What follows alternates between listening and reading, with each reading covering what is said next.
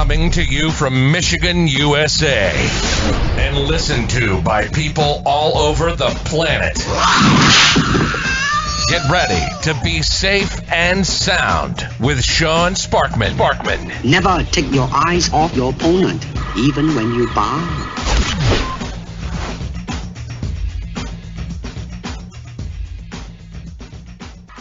Welcome to the Safe and Sound podcast. This is your host, Sean Sparkman. I'm really excited to be bringing you today a Detroiter by the name of Teresa Singleton. She is a Detroit firefighter and a small business owner, and she has a fabulous story, and I'm excited to get her out to you guys today.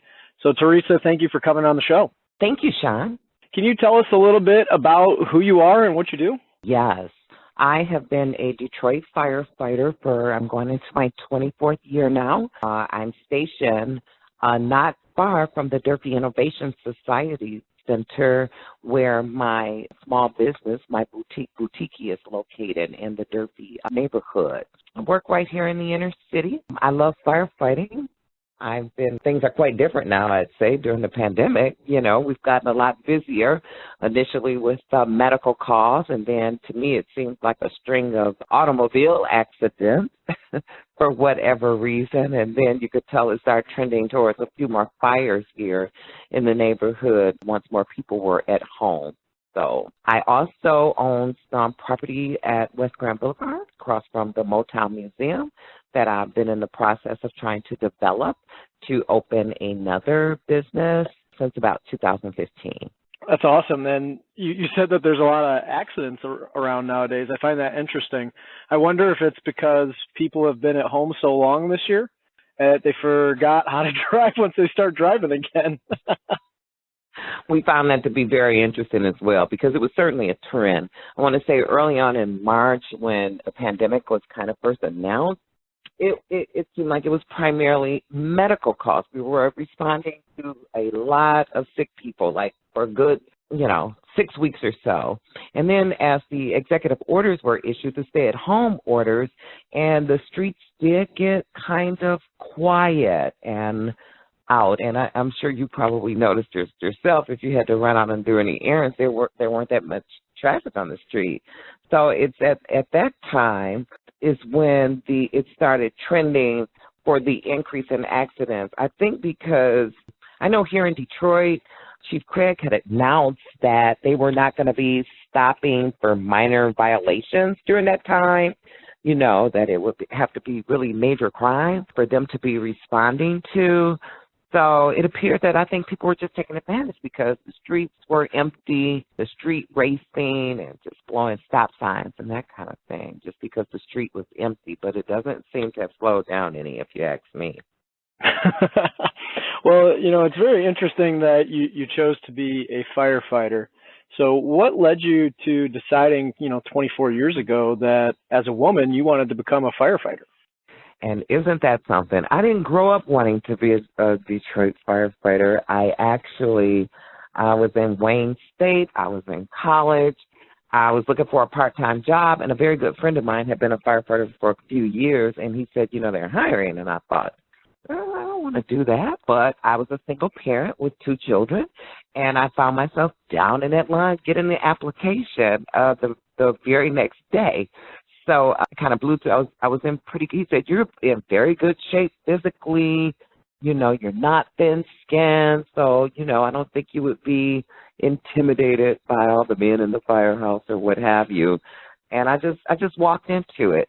I aced out the written exam, did very well on the physical agility test, and the next thing you know, here I am 24 years later, and I love it. I wouldn't trade it for the world. That's really cool. So what is one of your favorite stories from your 24 years of firefighting? Well, we don't get many calls for cats in the trees, so rarely are there many funny stories, to be honest with you. We do have a joke with police that where we say when they call for fire, when we go, we have to do work. By the time someone's calling the police, usually what is being reported has already occurred. You know what I mean? Somebody has already been robbed or whatever, or it has already happened, and usually they're doing reports. And that's not to minimize them, but certainly if they call and say that my house is on fire, my car is on fire, I'm trapped in an elevator, now we are doing medical runs. We don't transport on engines, but we are responding. Someone's ill. When we go, there's never been a time that we didn't go and don't have to work, So that's kind of the difference between police and fire. There probably been more sad stories than there are funny ones. So Gotcha. I guess we have a lot of funny times inside the house amongst ourselves, and maybe that's just a way to, trying to get through the chaos. I don't have many funny stories at all, and that's interesting, that question, because... No, I was actually looking for your favorite story of whatever may have happened, good, bad, or heartwarming. You're in a job where you're serving people, and that's, what life's all about. So I absolutely love that you're doing it, but it's just maybe you have a story that could impact somebody's life. Probably one of my favorite things. Every year, usually the end of August, and we weren't able to move through with it this year because of the pandemic, but we always do a back-to-school backpack giveaway for the kids in the neighborhood.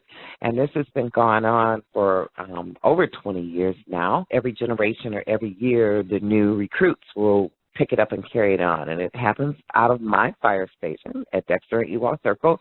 Last year, we gave out well over 5,000 backpacks, and we get the traveling zoo to come by, the exotic zoo, so kids have the opportunity to play with exotic animals during this day of fun. We also have a dentist on site doing dental work and have someone there giving free shots to the children before back to school.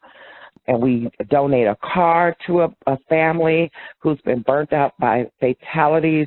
And then we all put together money and buy furniture, even if it's secondhand, to help furnish their new house. So that's probably one of my favorite things that we do together as a group there. Yeah, so to switch gears a little bit, as a firefighter, one day you made a decision that you also wanted to be a small business owner. What led you down that pathway? I did.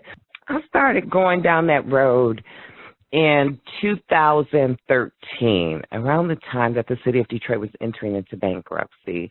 There were all the fears about our pensions being gutted and things just being dramatically different than what went, at our time of retirement, as opposed to what we were promised when you joined. So I decided that I was going to just strike out and be an entrepreneur and, work for myself. I've always wanted to own a resale shop for women's apparel, I've always said higher end, but at reasonable prices. So I participated in a little business writing class right in the neighborhood on Oakman at Focus Hope. And I wrote this business plan and pitched it to that organization.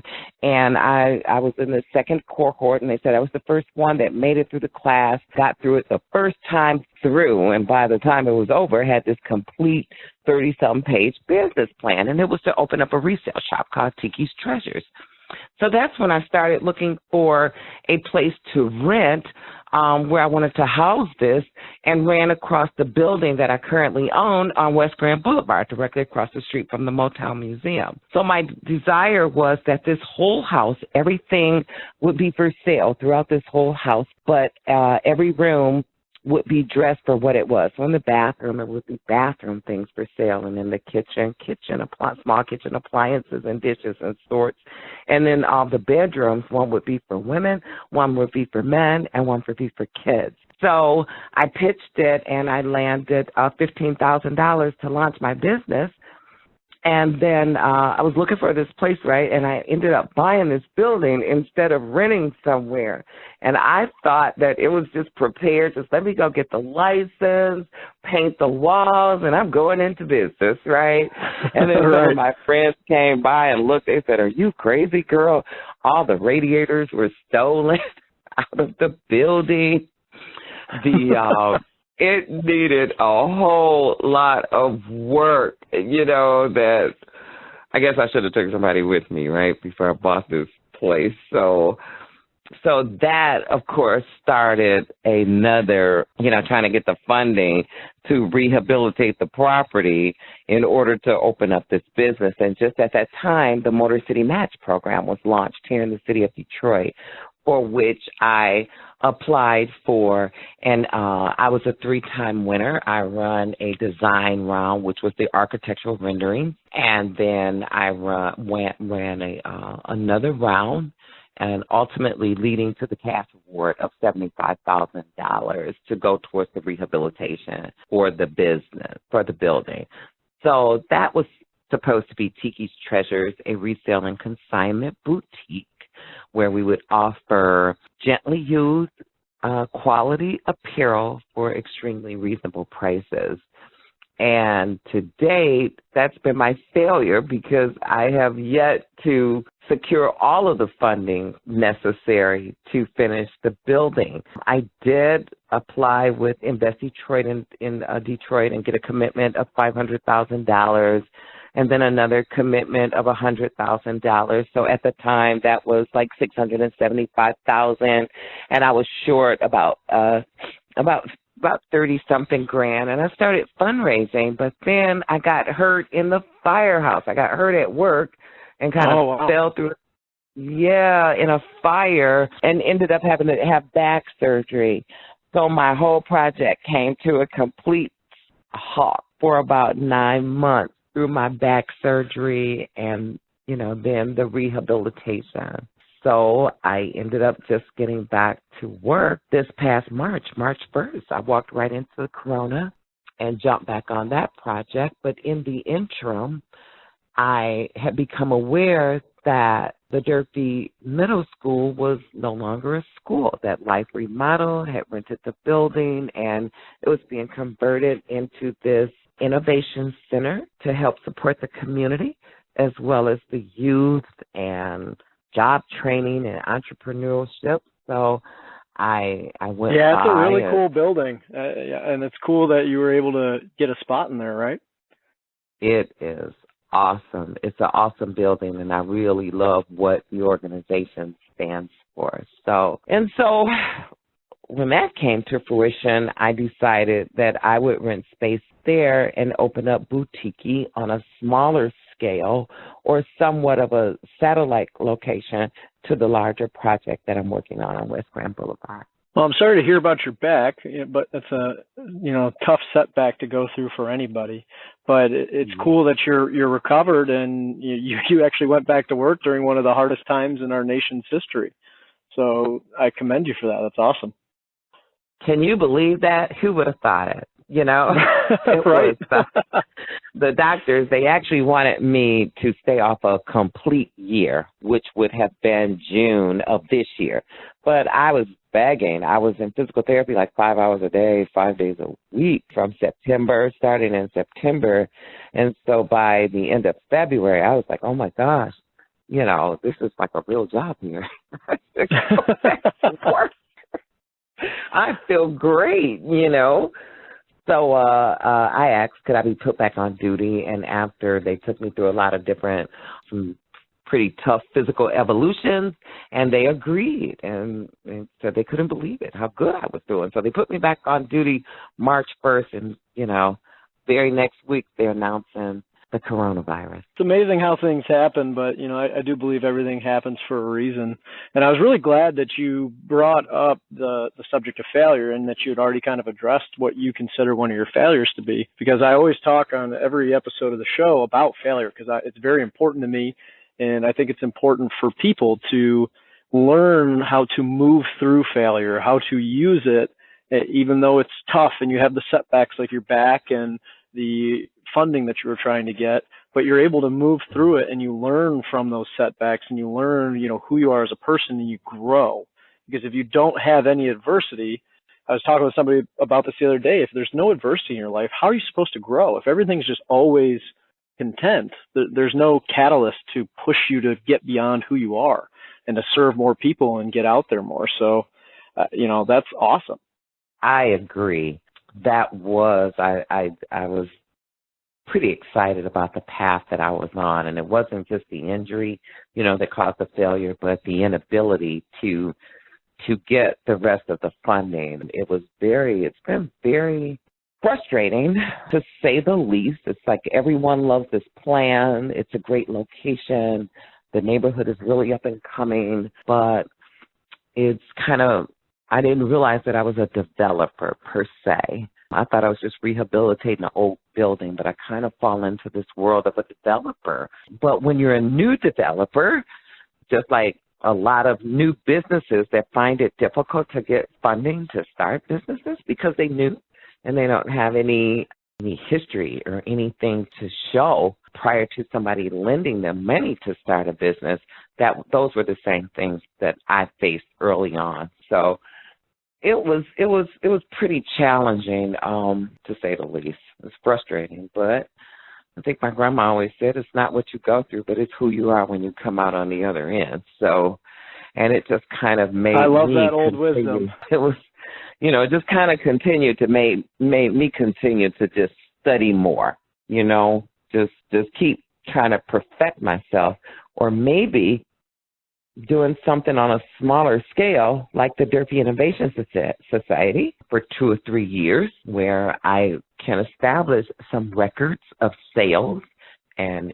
income would help, Yeah, and is interesting is I was listening to a book earlier today when I was walking the dog this morning, and the book is called The Carpenter. And in that book, there's a section of it where the guy in the story is going through a really hard time, and he's got like a mentor that's talking to him, and what he tells the guy that's going through the hard time, he says, sometimes we're given these things that happen to us on purpose because it's a time for us to recharge, reset, rebuild, and learn and grow. And sometimes we need to be forced into a time like that in our lives, so that when the bigger issues come along, or the bigger adversity comes along, we're ready to handle it. That sounds like another one of my favorite sayings, Sean. I always say, I never pray for money. I always pray for wisdom, so that when I get money, I'll know what to do with it. That's a really good one. I really like that. I've never heard that one before. You mentioned something else. You mentioned about an up-and-coming neighborhood in Detroit, which, of course, Detroit is been around a very, very long time. So it's kind of a funny thing to say, because if you're a listener right now and you're listening to the show that you're not from the city of Detroit or the surrounding area, you don't really know what's going on in the city. And I tell people all the time, Teresa, Detroit is coming back, and it's coming back in a big way, and it's really cool to see because it's been in such a rough state for so long. With the 2013 bankruptcy, et cetera. So it's a really cool thing. Yeah, I agree with you. It's been amazing over the last couple of years just to watch the transformations here in the city. Certainly, the pandemic has, brought lots of things to a halt, and I'm just praying that, that momentum comes back, and it picks back up, and we continue on, Yeah, and I think it will. I really think it will. Well, yeah. Teresa, we've talked a little bit about failure. Can you tell everybody what you would consider to be one of your great successes in life? Certainly, being a Detroit firefighter for 24 years now, and I'm 56 years old, and I'm still doing well in spite of the back surgery. Probably also first would be my 2 children, who I'm very proud of. I have a daughter and a son who are both very respectful, self-sufficient young people out here. And, I think they're just a representation of me. Also, on the fire department, I was a union official for 14 years, making it to the rank of vice president for the Detroit Firefighters Association, and I was the vice president during bankruptcy. So I was negotiating across the table with Jones Day and all the likes, city officials and so forth. So I did that for 14 years, and I came down after bankruptcy because that was just a very stressful time. And my daughter, I can imagine. My daughter is an organizer as well, and I never saw that coming. But for the last 4 years, She's a city coordinator for the city of Detroit for an organization that's been working really hard to try to help get minimum wage raised. So I'm pretty proud of her. Everybody says she got it from me. Well, I do want to wrap things up a little bit, but I have a couple more questions to ask you. There's one question that I ask everybody that comes on the show, and is, what are you curious about? Always, of course, what the future holds for me, or what next steps. I'm always curious about my next direction. My guys at work said, Teresa, you don't always have to have a project. They think I always have a project, but I'm really curious to see how the city of Detroit will pick itself back up following the pandemic. Life Remodeled at the Durfee Innovation Society, we're moving right along with all the renovations to the facility, the beautification that they do for all the square mileage surrounding the facility. They just got done with their 6-day project. I'm really curious to, get past to see what our future holds for us post-pandemic. Yeah, I think that's what's on everybody's mind right now.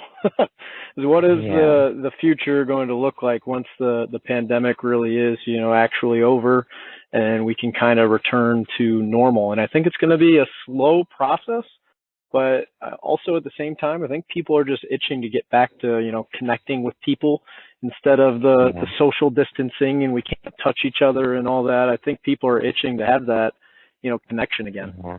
Find some normalcy, right? Right. And for those that are listening that don't know what Life Remodeled is, I did a previous episode with the CEO and the founder, Chris Lambert. And if you want to listen to that past episode, it's a great organization. And like you had just mentioned, Teresa, the 6-day project, they do this every year, and it's something that I love to participate in as well, where they beautify the city of Detroit in some of the areas that it's needed, as well as, the building like Durfee Innovation Society. So a pretty cool organization. You should check it out. Teresa, last question for you. Is there any questions that I should have asked you that I didn't? Not that I can think of, Sean. Okay, cool. Well, no, not that I could think of. Awesome. Well, everybody that's listening, if you want to learn more about Teresa, you can check her out at Boutique, and they can just search that online, Boutique in Detroit, right, Teresa? Yes.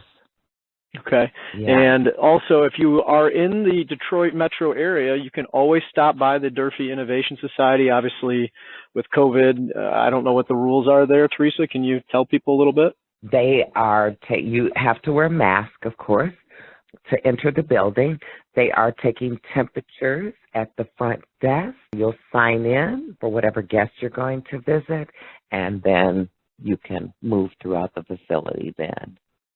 Yeah, and it's an absolutely beautiful building. So if you are in the Metro Detroit area, obviously Boutique is there, and then Life Remodel's there, and there's a bunch of other entrepreneurs and small businesses and people that are just there to impact and support the local Detroit community. So if you're down that way, stop in, check it out, because it really is a great place. Well, great. Teresa, this has been a wonderful conversation. I'm absolutely excited to get this out to the public, because I think people need to hear stories from people like you. So thank you very much for coming on the show today. Thank you, Sean. Thank you for having me. I really appreciate it.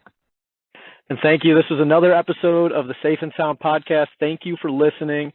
Obviously, check out some of the past episodes. As always, we're trying to help people build a safe and sound lifestyle, which means that you can be safe and sound at home and with your finances and your fitness and whatever aspect of your life. And that's why I interview people like Teresa and people from all over the country that can help make an impact, because it's all about serving others. So thank you, and we'll catch you next time. Thanks for listening to Safe and Sound Radio with Sean Sparkman. Sean Sparkman. If you have questions or would like to suggest a topic for future shows, contact Sean at 313-246-9278 or visit the website at www.safeandsoundretirement.net. That's www.safeandsoundretirement.net. I must leave.